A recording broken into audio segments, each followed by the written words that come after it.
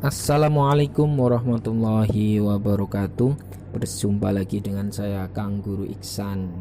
Kali ini kita akan membahas tentang aksi nyata Merdeka Belajar, menyebarkan pemahaman Merdeka Belajar. Oke, ikuti terus video ini sampai selesai. Yang pertama kita akan bahas topik pemahaman gagasan dan prinsip pendidikan berdasarkan Ki Hajar Dewantara. Jadi ini slide-slide yang ditampilkan di PMM. Yang pertama, mengenali dan memahami diri sendiri. Yang kedua, mendidik dan mengajar. Yang ketiga, mendampingi murid dengan utuh. Yang keempat, mendidik dan melatih kecerdasan budi pekerti. Yang kelima, pendidikan yang mengantarkan keselamatan dan kebahagiaan. Ini merupakan modul-modul dalam Merdeka Belajar yang ada di video PMM. Baik, kita bahas yang pertama, mengenali dan memahami diri sendiri sebagai pendidik. Ada dua, merefleksikan diri dan peran sebagai pendidik. Yang kedua, memproyeksikan diri menjadi guru apa di masa depan. Mengenali diri dan peran seperti apa saya, manusia merdeka yaitu hidupnya bersandar pada kekuatan diri sendiri baik lahir batin, tidak tergantung pada orang lain. Itu Ki Hajar Dewantara. Untuk mengenali karakteristik murid dan keutuhannya, kita harus lebih dulu mengenali dan memahami kekuatan dan kelemahan kita sebagai pendidik.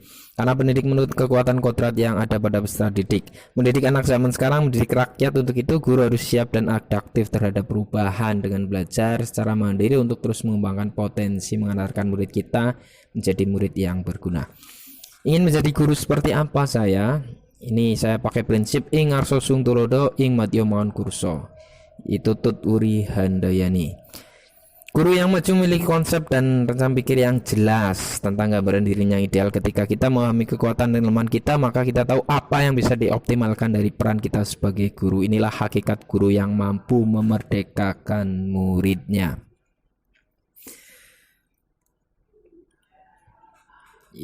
Mendidik dan mengajar, mendidik menyeluruh, pendidikan selama 1 abad menjadi manusia secara utuh. Ada 3 elemen dalam mendidik dan mengajar yang ada di PMM ya. Mendidik dan mengajar. Oke, pengajaran merupakan bagian dari pendidikan. Pengajaran bukan cara menyampaikan ilmu atau manfaat. Mendidik adalah menuntun segala kodrat yang ada pada peserta didik. Kemudian pendidikan tidak sekedar memberikan pengetahuan, namun mendidik keterampilan berpikir dan mengembangkan kecerdasan batin peserta didik. Yang pertama kita akan bahas kodrat murid. Ada 3 kodrat. Yang pertama kodrat keadaan, yang kedua kodrat alam, kemudian yang ketiga kodrat zaman. Mendampingi murid dengan utuh dan menyeluruh. Ini tema yang ada dalam PMM.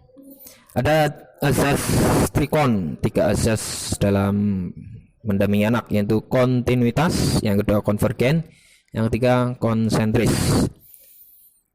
Kalian bisa baca sendiri ya, 3 azas dalam mendampingi peserta didik, yaitu azas trikon.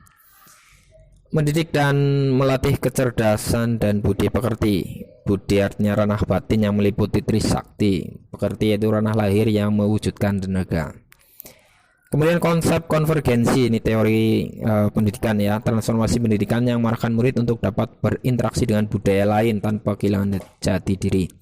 Pendidik yang mengantarkan keselamatan dan kebahagiaan. Tujuan akhir dari seluruh pendidikan yaitu keselamatan dan kebahagiaan murid.